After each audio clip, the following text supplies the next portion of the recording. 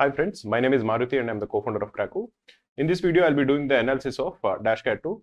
DashCAT-2, if you're looking at it section by section, the verbal section, in verbal there are 4 reading comprehensions. Normally when I look at the RC section, I go through all the 4 RCs and I try to pick the RCs which I find to be easier. Now I think when I attempted the mock, I picked the right RCs. I picked this one first and I picked this one second. The first one was an informative RC. It seemed like an RC which was based on astronomy and about solar systems and galaxies and all, which I find to be very interesting. But it was actually something different. It was about climate change. But still, I found this RC to be fairly easily readable. And even the questions I didn't think were very difficult. So this was an RC which definitely should be solved. And I also felt that this was easy to identify. I think if you look at it, sometimes an RC seems easy, but it is actually difficult. This is not the case. I looked at this RC, I thought it will be easy. And it was an easy RC. Once this was done, I went to the second RC. This was an RC, again, I felt would be slightly difficult or slightly easy, but I didn't think it will be very difficult. And it didn't turn out to be very difficult. There was Einstein in it. There was something about literature and language. Again, this was not a very difficult RC. Once these 2 RCs are done, I did the verbal section. We'll come to the verbal section later. But if you're looking at the remaining 2 RCs, I thought this will be a very difficult RC. This was about economics. In general, also about values and ethics.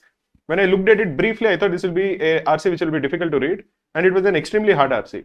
Even after reading it for 2-3 times, I was still not able to get a good sense of the RC or what the passage was really saying. I could get an idea, but I never felt very comfortable as compared to either the climate change, astronomy one, or even the one which involved Einstein and language.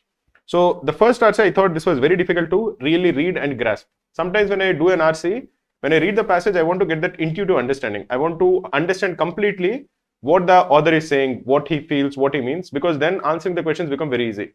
In this particular case, I felt the RC passage was very dry. It was very difficult to read it. Having said that, I think the questions were not very difficult.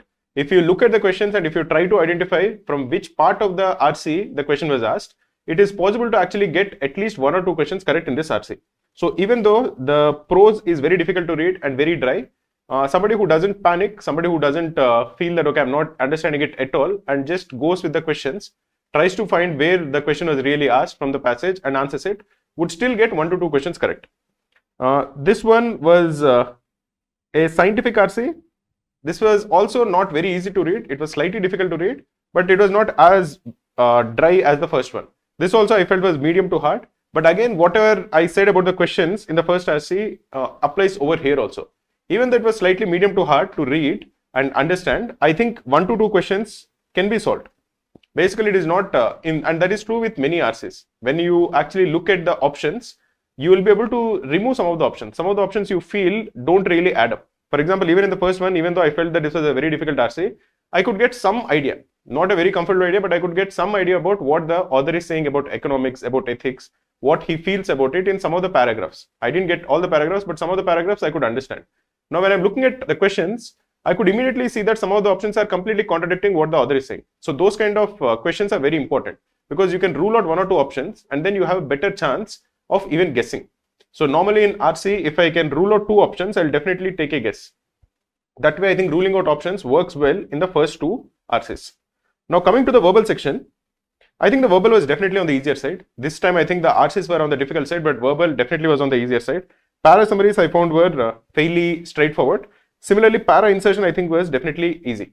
In fact, I would want somebody who is aiming to go 90 percentile plus should try to get both the para insertions correct. This time I think both of them were easy. So if you don't get worried or nervous, you should be able to get it correct. Para jumbles, I always have a problem. I personally, I'm not super comfortable with it, but and I couldn't get both the para jumbles correct this time. So I don't think they were trivial. I don't think they were easy. So I would say they were definitely on the medium side. Sometimes I get both of them correct when the questions are easy, but this time I got both of them wrong. So I think these were definitely on the more medium side. I looked at the explanations later also and I could feel that it was not that I made a silly mistake. Sometimes in para jumbles, it so happens that if the answer is say 4, 2, 3, 1, I write it as 2, 3, 1, 4. Essentially, I'm getting this 2, 3, 1 together and I didn't know where 4 goes. Those kind of times, I feel that, okay, at least I got most of it correct. Over here in some of the para jumbles, I couldn't really make head or tail about the relationships. I think I could get a relationship about only 2 of them, where I felt, say the second sentence follows the third sentence, but I had no idea about the first and the fourth one. So that way I felt the para jumbles was definitely on the medium to hard side. Out of context also was similar, but not as hard as para-examples, because I think for one of them I could immediately figure out that, okay, this seems completely out of line with respect to the remaining 4 sentences. So this I think was medium to hard. But overall, I think the verbal section was definitely on the easier side, because para insertion was fairly straightforward, and even para summaries I thought was easy to medium. So if you have 2 of them to be fairly easy, I think overall you can count it as a easy to medium section. So overall, my verdict would be that the RCs were definitely on the tougher side. Verbal was definitely on the easier to medium side. Overall, because the RCs are tougher, and people, at least I attempt RCs first and most people attempt RCs first, they also feel very tired by the time they go to verbal section. So people might underperform. If they feel that they haven't started well, I think even that panic will set in. Although in Cracku, in DashCAT-2, I have seen the scores of some of the students. They have seemed to done very well in verbal. That has happened. But still, I would say that the 99 percentile would be around 43 marks in this verbal section. The other percentiles you can try to infer accordingly. Just to go through all of the things, I think this is easy to moderate, maybe more on the moderate side. I would say easy to moderate only because verbal is on the easier side, but otherwise this is a medium level difficulty level. 43 questions I think would be around 99 percentile in actual CAT, not in Cracku. In actual CAT, I think if a similar paper comes and you score 43 marks, that I think will be 99 percentile. 2 of the RCs are doable. At least one is definitely doable. One I think was fairly easy. And the remaining 2 were very hard. That is the problem. At least one of them was very hard. So if you actually get stuck with that, I think you will face a lot of difficulty.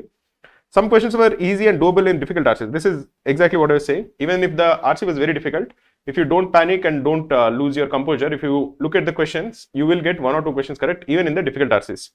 Yeah, like I was saying, many of the questions were not very difficult. The questions themselves, not the RCs.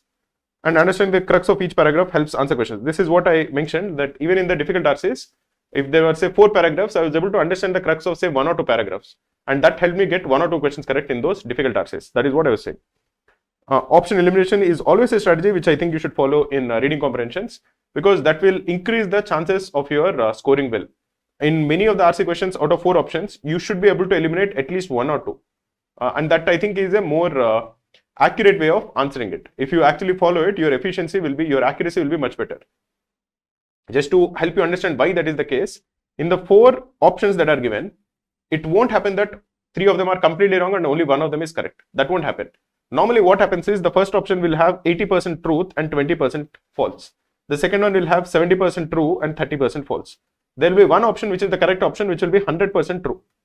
And the next one will have say 50% true and 50% false. Now, if you're trying to figure out which of them is correct, if you're trying to see if there is any truth in any option, you would actually find truth in all the 4 options. Then you get confused. Then you feel that, okay, I'm not able to make any headway. But now if you're trying to find if there is something which is wrong in any particular option, you will find that there is something wrong in this option, you will find that there's something wrong in this option and something wrong in this option. And then you will figure out that the only remaining option is actually 100% correct.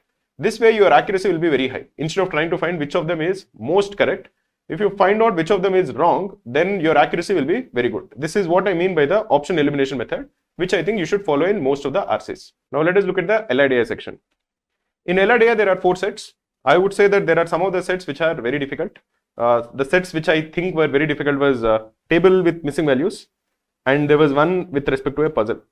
If you're looking with table with missing values, this I found to be a very interesting puzzle, but it was a difficult puzzle. This was an interesting puzzle because if you go through all the clues and if you keep on reiterating through all the clues, I think there are 10 or 11 clues that are given where you need to fill a particular table to figure out the scores of people in different matches. Now, if you go through all the clues on a repeated way, and if you're able to identify what are the important clues or what are the clues that you haven't completely used, then you will be able to solve this set well. You should be able to solve this set in 15 to 20 minutes. The problem, however, is that there are 1 or 2 clues which people might ignore. People might feel that, okay, I have seen this doesn't seem to be very important, or you might feel that you have already used it once. So if you miss out on any of these small clues, then you will not be able to fill the table. That I think is the important thing that you should learn from this set. This is a table with missing values. There are I think 5 or 6 matches and you have to figure out how many runs each person has scored in each of the match. But if you continue to reiterate through all the clues, you see the first clue, you try to fill the table. You see the second clue, you try to fill the table. Some clues you will not be able to use immediately. They are giving some information, but you won't be able to use it well right now. You go through all the clues, you go to the last clue. The table is partially filled. Then you come back to the first clue, whatever clue you haven't used, and then you again reiterate. Now you will be able to fill the table better. If you're following this method and ensure that you're not missing out on any clues, then I think this can be solved in 15 to 20 minutes. However, like I mentioned earlier, there will be certain clues which are easy to ignore. You might feel that, okay, I have already used it, or you might just read it and ignore it. Or you might not know that this clue is actually useful. In that kind of case, this set will not be, you will not be able to solve it. But otherwise, this is not a very difficult set. This is by very difficult set, I mean this doesn't involve a lot of logic or complications. This, you have to ensure that you are using all the clues that are given to you. Still, it is a lengthy set, so I would say it is a 15 to 20 minute set. There is another puzzle. This again, I like this. I thought was a very nice, beautiful LRDI, because this had some elements of Sudoku to be solved. And once you solve Sudoku, then you have to do the puzzle. Again, if you know how to represent it, if you get the Sudoku part correct, then I think you'll solve the Sudoku fairly straightforwardly. The Sudoku itself is not very difficult. I think it is a 5x5 kind of a Sudoku kind of a thing. Once you solve it, then the actual puzzle starts. And once the Sudoku is done, solving the actual puzzle will take another maybe 5 to 10 minutes. So overall, again, this is not a very difficult puzzle, but actually setting up the Sudoku might take time, because I think many people would want, this also is like a puzzle where you have one column, which probably has the names of people or the subjects or something, and then you have to fill the Sudoku. So if you don't really know how to put it properly, you will not be able to solve the Sudoku easily. So if you first solve the Sudoku, then try to solve the puzzle, it can be done in, again, I think 15 to 20 minutes. The games and tournaments, I think this was a lengthy set. This was not a very difficult set, but this is a lengthy set. And because this is a lengthy set, this is going to take you, we mentioned 18 to 20 minutes, but probably between say 20 to 25 minutes. This I found to be a fairly lengthy set. The only set which I think was definitely on the medium side is again the data interpretation set, which is a DI special chart set. There's a spelling mistake over here with respect to special, but a DI special chart set. This I think was definitely not very difficult. It had some calculations. You have to be clear that you have to read the calculations well. But I really like this set, and I want you to solve this set, because if you solve this set, if you're not able to solve it in the examination also, try to go ahead and solve this, because this has different types of DIs. It has a spider web, it has a bubble graph. So it has two different types of DIs, which I think will be very useful for you. So even if you don't get it in the examination, solve it later. Overall, like I mentioned earlier, if you're having a perfect exam, that is, if you are picking the right sets, I think most people will go to the examination thinking that I have to solve the DI set correct. So you would first attempt this set, because this is a definitely solvable set. If you are calm and if you give yourself 15 to 20 minutes, you will definitely get all the 5 questions correct in this. Once you do it, you will have between 20 to 25 minutes left. Then you have to either get this one or this one. If you attempt one of these two and just feel that I have to get 2 sets correct, and if you do reasonably well, I think both of these can be solved in 20 to 25 minutes for sure, even with the exam pressure and all. So one of these two you would be able to solve, and you will solve 2 sets. That is, if your examination goes according to plan, there is no panic, there is no like getting stuck in any set, and you are able to use all the clues. This is with respect to LRDI. Let us look at the cutoffs. I think I gave 18 marks over here for LRDI, because I felt that people will get the DI set correct, most of the good guys. But I felt they might get stuck in the other sets. They might feel that I'm attempting one set, I'm not going anywhere, I'll go to the next set. So I think people will not be able to do it in an optimal way. That is why I gave 18 marks. But probably if people are not nervous, I think the 9 percentile will be around say 20 to 24 marks. Maybe around this I think should be 20 to 24 marks. If people are not nervous, should be where the 9 percentile is. Here again, there is difficulty in getting clues from the options. Sometimes what happens is, if you have a set, especially missing values in a table kind of a set, you fill the table to some extent, but you get stuck somewhere. Now you can look at the questions and then you can try to fill some part of the table. So that is not possible over here, because you can't really use the questions that are given to get any clues from the questions. Selection of set is important. Like I mentioned, DA charts was doable. And in games and tournaments, I think out of the 5 questions, 3 questions can be solved by only solving half of the set. That also is very important and very useful. So even though it is a very lengthy set, that is only if you want to solve all the 5 questions. If you want to solve 3 questions, if you look at the questions, by solving half of the set, you will be able to get 3 of the questions correct. In one of the table-based set, 1 or 2 questions are very crucial. If you get it correct, then you will get the set correct. Okay, now let us look at the quant section. In quant, I felt the arithmetic was definitely on the easier side, easy to medium side. But there were some questions which are very difficult. The difficulty questions mostly came from geometry, probability, and number systems. These 3 I felt were fairly hard. Especially geometry, I think there were some questions which are fairly difficult. But the arithmetic part and the algebra part are definitely doable. Especially the arithmetic part, I think, was fairly straightforward. We had a lot of questions from arithmetic, as can be expected, and many of those questions were definitely solvable. If I'm comparing the difficulty level of DashCAT-1 quant and DashCAT-2 quant, the difficulty level of DashCAT-1 quant was definitely much more than the difficulty level of DashCAT-2 quant. So we try to ease up the difficulty level of DashCAT-2, and we gave some questions which are definitely fairly straightforward, especially in arithmetic. So if you're looking to score well, I think you should definitely focus on arithmetic, which is a very important topic. And if you are focused on only certain topics, some people tell me that I'm only doing geometry or I'm doing only number systems. I would say that is a bad idea, because in this particular section, if you are very strong at geometry also, it is not possible that you would solve all the geometry questions correct. So you would be losing out even if you are fairly good at geometry. So knowing all the topics to a decent extent is very important, and that is actually shown in DashCAT-2, because some topics are easy, some of the questions from particular topics are easy, some of the questions from some of the topics are very difficult. So even if it is your strength, you will not be able to achieve much there. This is as far as quant is concerned. I think 3 questions were easy and 8 questions were medium. I think most of them are from arithmetic and algebra. 11 questions were hard, like I mentioned earlier, mostly are from geometry, number systems, probability and all. Arithmetic was easy to medium, algebra was moderate, geometry, yeah, these I think I've already mentioned. Doable questions are percentages, proportions and profit loss. Again, most of them are coming from arithmetic. Tough questions are geometry and probability. Now, if you're looking at the percentiles, this is what we said will be the overall percentile. I think for quant, because it is not as difficult as DashCAT-1, we felt that the 99 percentile will be around say 27, 95 percentile will be 20 and 80 percentile will be 14.